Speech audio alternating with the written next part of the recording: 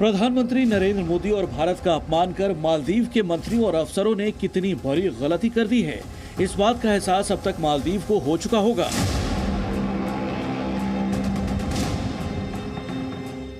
हो सकता है कि उन्होंने चीन के इशारे पर पीएम मोदी और भारत के खिलाफ अभद्र टिप्पणी की हो, लेकिन उनकी कुर्सी तो भारत की ताकत के कारण ही गई है।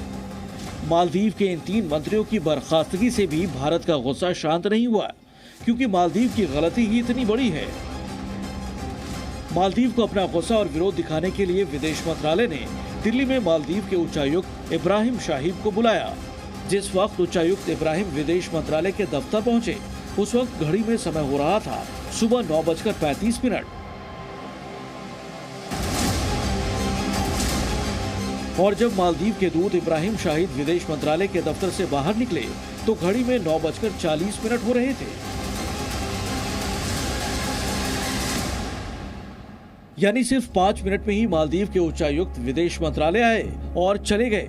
उनके चेहरे के हाव भाव से लग रहा था कि विदेश मंत्रालय ने उन्हें किस तरह से मालदीव के पूर्व मंत्रियों के दिए बयान पर भारत के गुस्से के बारे में बताया होगा। भारत में मालदीव के उच्चायुक्त इब्राहिम शाहिब को विदेश मंत्रालय में घुसने और निकलने में मात्र 5 मिनट का समय लगा। यानी 1 मिनट के अंदर विदेश मंत्रालय को जो कुछ मालदीव के उच्चायुक्त को बताना था वो सख्त अंदाज में बता दिया गया। आप अंदाजा लगाइए बामुश्किल 1 मिनट के अंदर क्या मुलाकात हुई होगी। लेकिन भारत अपने रुख पर लगातार कायम है और आमतौर पर जब किसी भी देश के कामकाज पर ऐतराज जताना होता है तो इसी तरह से विदेश मंत्रालय उससे संबंधित राजदूत या उच्चायुक्त को तलब करता है। इससे पहले कनाडा के भी उच्चायुक्त को विदेश मंत्रालय ने कुछ इसी तरह से तलब कर फटकार लगाई। भारत ने सिर्फ दिल्ली में ही नहीं बल्कि मालदीव में राजनयिक स्तर पर अपनी आपत्ति मालदीव की मोइज़ो सरकार तक पहुंचाई। मालदीव में तैनात भारतीय उच्चायुक्त मुनु महावर ने मालदीव के विदेश मंत्रालय में तैनात राजदूत से मुलाकात की।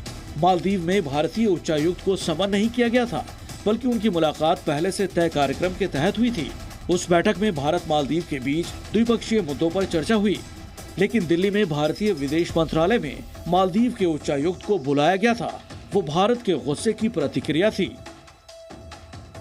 नॉर्मली इसका एक नेगेटिव कॉनोटेशन है जब कहते हैं कि the ambassador was summoned to the, यानी उसको बुलावा मतलब गया है कि आइए आप, हम आपको कुछ बोलना चाहते हैं। थोड़ी सी उसमें धमकी होती है। तो मैं समझता हूँ कि उनको ज़रूर कुछ कहा होगा, ऑब्जेक्शन रेज किया होगा, पर मेरे ख्याल डिस्कशन नहीं हुआ है। और डिस्कशन करने का भी क्या है, और उनको प्रोटेस्ट नोट पकड़ा दिया गया है। मालदीव के खिलाफ गुस्सा सिर्फ भारत सरकार को ही नहीं है, बल्कि हर भारतीय के मन में भी है। मालदीव को आर्थिक रूप से चोट पहुंचाने के लिए भारतीयों ने मालदीव की यात्रा रद्द करवानी शुरू कर दी है। किसी ने मालदीव के होटलों में बुकिंग रद्द करवा दी है, तो कोई वहां की फ्लाइट टिकट रद्द करवा रहा है। अब तो भारत की ट्रेवल्स कंपनियों ने मालदीव को सबक सिखाने की तैयारी कर ली है। Tour and travels company easy my trip ने तो ऐलान कर दिया है कि वो मालदीव की बुकिंग ही नहीं लेंगे। एक अनुमान के मुताबिक अब तक करीब 15,000 लोगों ने मालदीव की यात्रा रद्द करवा दी है। हमने डिसाइड किया है कि अब हम आगे से कोई भी मालदीव्स की बुकिंग एक्सेप्ट नहीं करेंगे। हमारे देश में 3 लाख लोग हर साल मालदीव जाते थे, अब वो इज़ माई ट्रिप पे ये फैसिलिटी अवेल नहीं कर पाएंगे। और हम चाहेंगे कि बाकी की एयरलाइंस, ट्रैवल पोर्टल्स भी हमारे साथ इस मुहिम में जुड़े और हमारे देश को आगे बढ़ाएं। अगर ये नहीं थमा और उनकी तरफ से माफ़ी नहीं आई, ढंग की माफ़ी नहीं आई जो हमारी गवर्नमेंट कर रही है, तो ये बहुत असर करेगा। क्योंकि पिछले साल 4 लाख आदमी हमारे गए वहाँ पर, और जिन्होंने टूरिज्म बढ़ाया, इकोनॉमी बढ़ाई। एंड इंडियंस तो हमारे हैं ही सबसे बड़े स्पेंडर्स। बिजनेस में कमी आएगी जब तक ये हमारा इक्विलिब्रियम वापस नहीं आएगा, बिकॉज हमारे पास बहुत बड़ा रीजन है जिसको हम सपोर्ट कर सकते हैं और जिसको हम टूरिज्म में बढ़ा भी सकते हैं।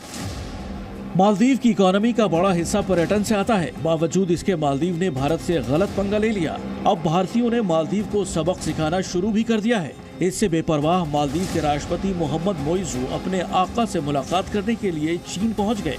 जब मोइज़ू चीन के एयरपोर्ट पर उतरे तो उनके चेहरे की हंसी चीन प्रेम बयां कर रही थी। मोहम्मद मोइज़ू चीन समर्थक हैं।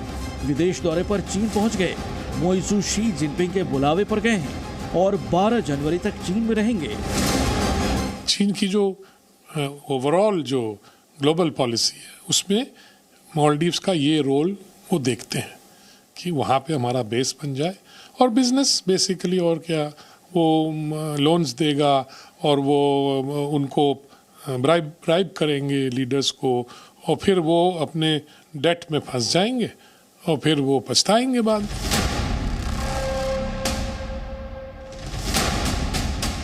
भारत और मालदीव के बीच में यह तनातनी इतने आसानी से शांत होने वाली नहीं है और भारत ने कूटनीतिक मोर्चे के साथ साथ आर्थिक मोर्चे पर भी घेराबंदी एक तरह से शुरू कर दी है। भारत की जनता ने अपनी बुकिंग्स कैंसिल करना भी शुरू कर दी है।